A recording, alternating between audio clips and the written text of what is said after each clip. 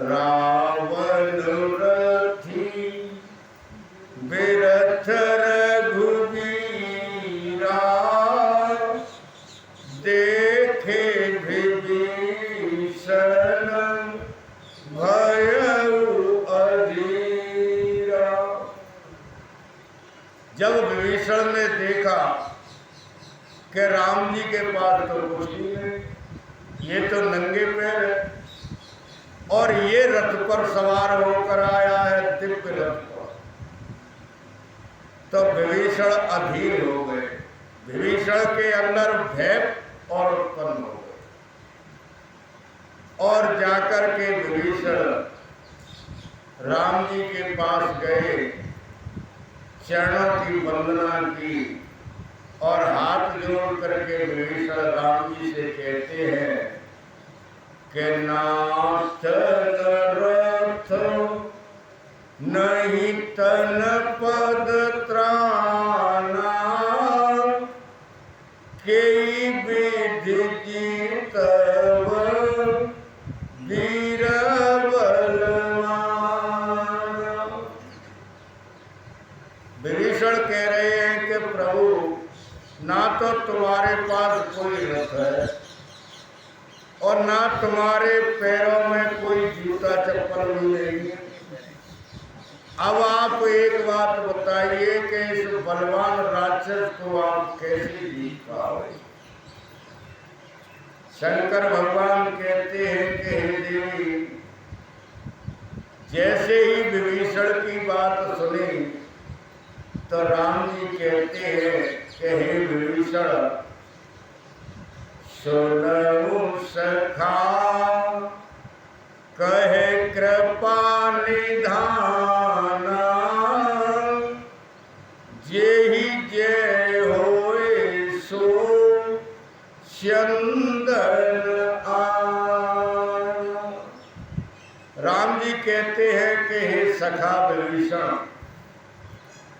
विजय किसकी होती है?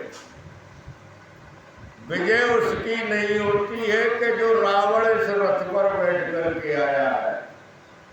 तो क्या तुम ये समझ रहे हो कि इसकी विजय हो जाएगी? विजय तो उसकी होती है कि जिसके पास मेरे जैसा रथ हो। तो कहते हैं विभीषण के प्रभु, मुझे तो तुम्हारा रथ दिख ही नहीं रहा कि तुम्हारा कहाँ रथ है। कहीं ऐसा तो नहीं है कि आपने मुझसे छुप करके कहीं रथशाला का निर्माण किया हो कि तुरंत वहीं से उड़ा लो रथ को। राम जी कहते हैं कि नहीं विभीषण, मेरे पास जो रथ है वो बड़ा अदृश्य रथ है, क्योंकि वो किसी को नहीं दिखता है, वो सिर्फ मुझको दिखता है। तो कहते हैं विभीषण के हे प्रभु, उस रथ के बारे में थोड़ा मुझे भी तो बताओ, मैं भी तो समझूं कि वो रथ कैसा है। उधर माता पार्वती कहती है भोलेनाथ से कि स्वामी, राम जी के उस गुप्त रथ के बारे में और आप मुझे बताइए। जो राम जी कह रहे हैं विभीषण से कि ऐसा रथ होगा जिसकी विजय हो, तो कैसा रथ होगा? तो राम जी कहते हैं कि सुन विभीषण, सौरज धीरज तीरथ चाका सत्यशील दृढ़ ध्वजा पताका।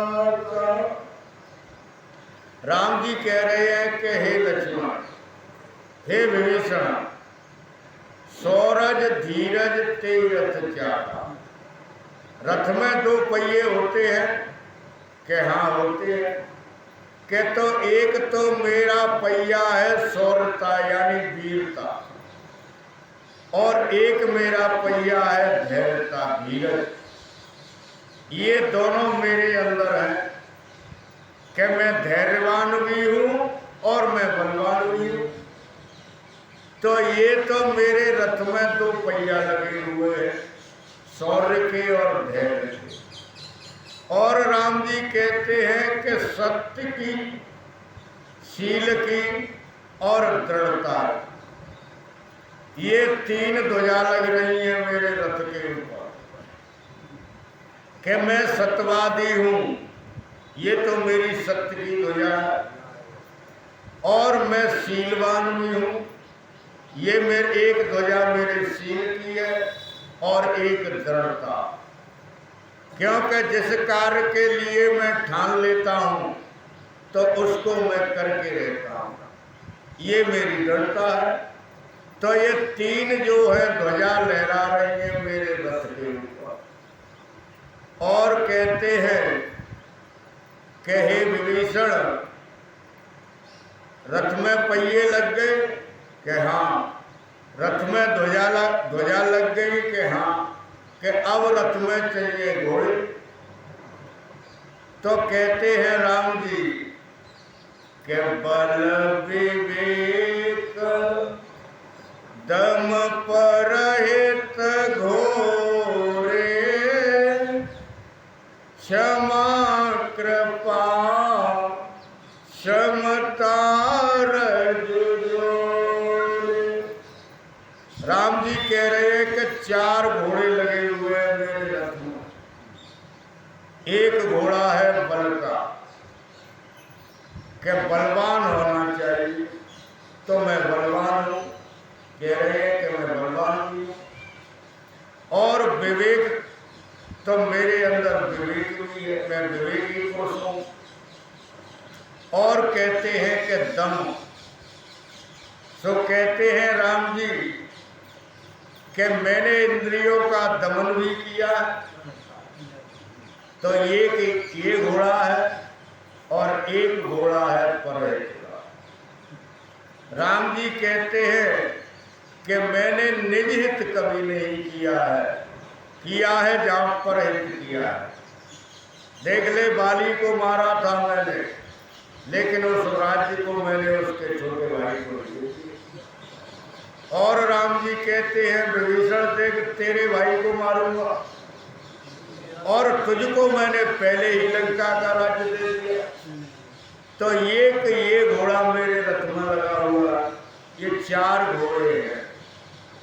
और कहते हैं राम जी कि ये 4 घोड़े क्षमा, कृपा और समता, ये 3 रस्सियों से ये घोड़े मेरे बंधे हुए हैं।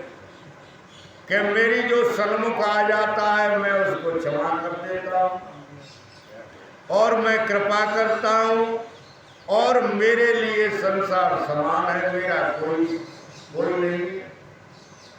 तो ये 3 जो रस्सी हैं उनसे मेरे घोड़े बंधे हुए। अब माता पार्वती कहने लगी कि स्वामी, एक बात नहीं मेरी समझ में आया कि क्या, कि घोड़े तो 4 हैं, रस्सी 3 है। अब बताइए कि ये राम जी के घोड़े कैसे बनेंगे, रथ कैसे चलेगा, मेरी ये बात नहीं समझ